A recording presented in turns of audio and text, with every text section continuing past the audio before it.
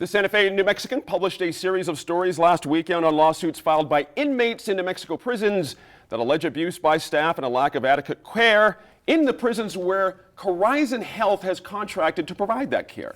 The 6-month investigation by the New Mexican turned up records that show the state was not properly auditing the for-profit healthcare provider, and state officials appeared to ignore warnings from staff about conditions in the prisons. Our line panelists are ready to discuss the issues raised in this reporting. I'm joined this week by former New Mexico House Minority Whip Daniel Foley. Former state lawmaker Janice Arnold-Jones is here.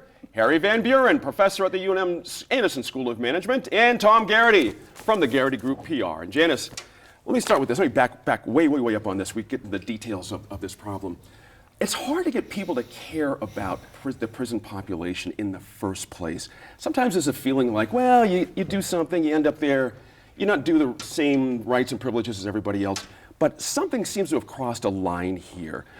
And tell me about your attitude about how we should feel about this. Well, I would say somewhere we lost the line. Yeah. And that line to me is once you have gone to prison and you have done your time, then it's all over. Right. We have decided across the board that it's never over. And so that affects people getting a job, getting a house.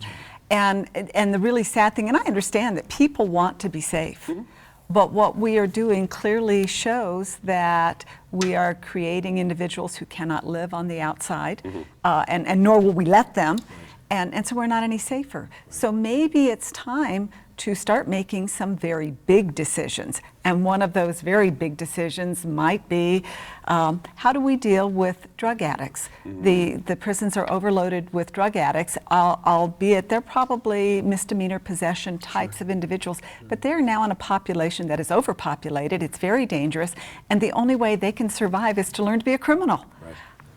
Right. This is a problem. And it speaks to a culture inside the prisons that's very difficult to crack. I mean, the ACLU has been going at this for quite a while. A number of lawsuits out there with this article. Shocking some of the treatment that folks are not getting in the prisons. Were you shocked by this? Were you saying, well, you know, I can understand it, but what was your take on it when you read this as well? Well, you know, first of all, I thought the Santa Fe New Mexican did a fantastic job in really covering this issue, because it's one of those, you know, aspects of state government that nobody really wants to talk about. Right.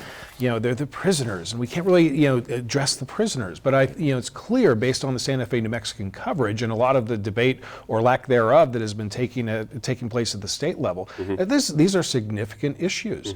And you know, while this particular RFP is out for bid, knowing that, you know, explain that if you you bet. The State Corrections Department has different RFPs, requests for proposals. Horizon is a current vendor. They won their contract by way of competitive bid, and now that contract is back out for bid. So there are lots of other entities, I would imagine, that are probably bidding on this, and so it's probably the timing is, you know, not really in Horizon's benefit. But you know, the issues really go beyond timing. It's really it's a series of systemic oversights or lack of action.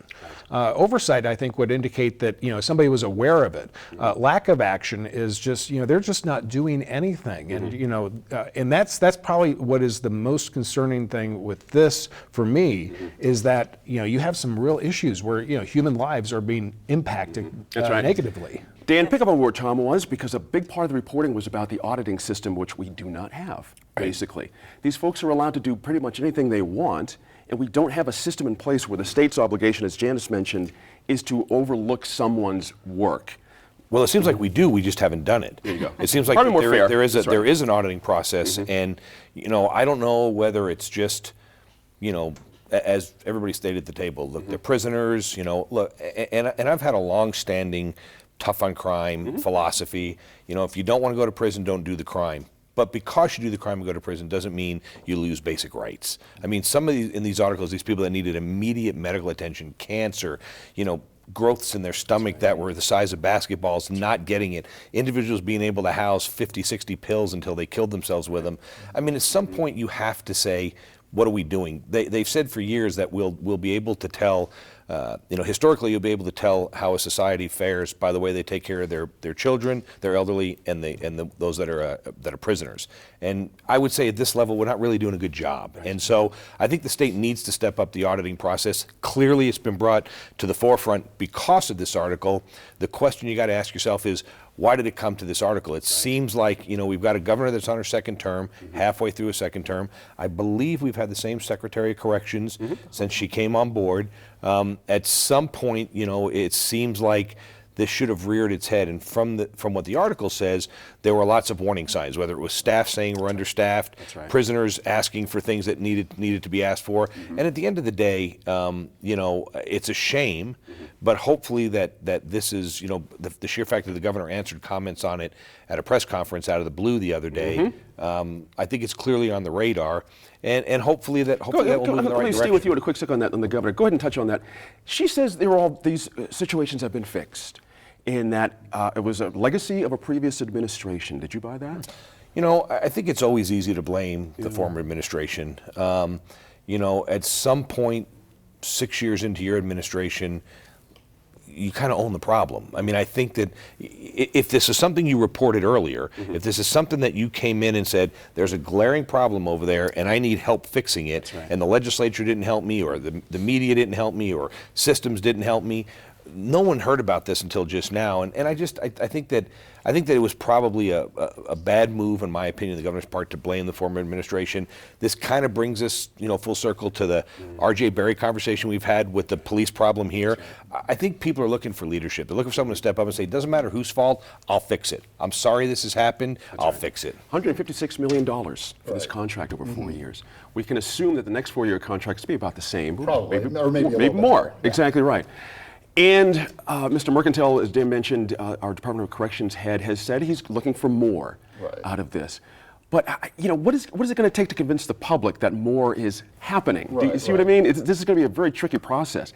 And my second question to you, Harry Van Buren, is should Corizon have a fair shot at a second contract given all this happened here? Well, I think with the first question, what is the public looking for? This is something that's gotten an enormous amount of attention, and justifiably so, but it also shows a lot of the systemic issues. When you do this sort of outsourcing of medical care for inmates, and a lot of other places do this differently. They might have a local government body or a university provide this sort of health care. You've got to have oversight, and you really, I think, need independent oversight. And I think one of the things that this really shows is the need for independent oversight. Now, many states don't have that independent oversight. Some do, but pretty much every other major country in the world has independent oversight, and the reason is pretty simple. These are vulnerable folks. They can't really shop around. They're not in the medical care market. They need that sort of protection. So the point that Dan made about the audits, I think, is a really important one. Out of 160, only 20 have actually been done. So there's got to be a lot more transparency. And I think that's going to go an awful long way in terms of assuring the public that these problems are being addressed. Janice, would you agree an independent system is necessary here, independent auditing system? It may be helpful, but I think we're just skirting around the issue. I saw the secretary during the session, and even though there was a $30 million bump in his budget, it does not cover the personnel to make it safe. And even to begin to say that maybe an independent board, okay, where are we going to get the money for that? But if we decide to take it in-house, the bigger question, where are we going to get the docs? We are really at a crossroads where there are going to have to be some incredibly painful decisions. And I'm like Dan, I think if you are breaking the law, I think you should be punished. But now I'm looking at, can we keep the worst of the worst in prison, and what might we do with those that are not the worst of the worst? I think asking for the independent audit deal, I think, is probably not the right move. And the reason I think it's probably not the right move, we sort of have that already. You have the state auditor, right? You have a state auditor whose job is to make sure the Maybe funding involved is soon. doing right and doing things like that. You have an attorney general who, if any of this stuff rises to a certain level, he has the right to step in. I think that, and we've talked about this before, Gene, on other issues, whether it's AP, the Albuquerque police, and I think obviously you have to get stakeholder input. Right. But I think every time we water down accountability, think where we'd be today if we had, even if we just had another group that was responsible for auditing. Well, it's not my fault. I think at some point we've got to stop saying There's a lack of personal accountability. So let's try to water down the accountability portion. I think we need to hold the people accountable. I will say, I know Secretary Marketell. I think he's a good man. I think that he's probably got a lot on his plate. Not that this shouldn't be on his plate, but I'm willing to bet, have not talked to him, I'm willing to bet this is a priority for him. I'm willing to bet that now that it's risen to a level of more than some chatter, and as you know, Gene, you worked for some high-powered people in your career. Sometimes the noise down here never makes it to the person at the top, and sometimes there's someone in between that's keeping that filtered. exactly right, too. I think now that it's out, I would be willing to bet that there's going to be some changes from Secretary Marketell. I think he's on the job. I You know, think so too. it's interesting, Tom, when you think about this is the second firm we've had trouble with. We fired someone before this one, Wexman. We had all kinds of problems in 2007 and said, it's time to go. Which says to me there's something systemic here. Something's not quite right. May not be the right business to get into. Well, there you go, exactly. And a reminder that Corizon also was the infamous group on the Rikers Island lawsuit in New York. They were running that as well. So I ask again, what can the public expect here? Because the public, as it is, are families of prisoners, loved ones of prisoners, and they have a muted voice when it comes to these kinds of things in our state. Well, and that's why organizations like the ACLU, also Wings for Life, which is advocacy group that does a great job for families in New Mexico. Glad you mentioned that. While they're all really rising to the occasion to say, hey, you need to listen to this, you need to take this seriously. That's right. And it's one of those things that the Attorney General Hector Balderas, his office when he was state auditor, actually did the audit of the state prison system. So I think Dan's points are spot on when you take a look at there's a potential for additional oversight, but what you really need is accountability. Yeah, there you go. Do you have a family member, is my question, or somebody you know serving time? Or have you worked in the prison system? I want to hear from you. Get in touch with us here at NewMexicoInFocus.org. Now, when we come back to the line, we'll discuss job losses and economic woes facing companies around our state.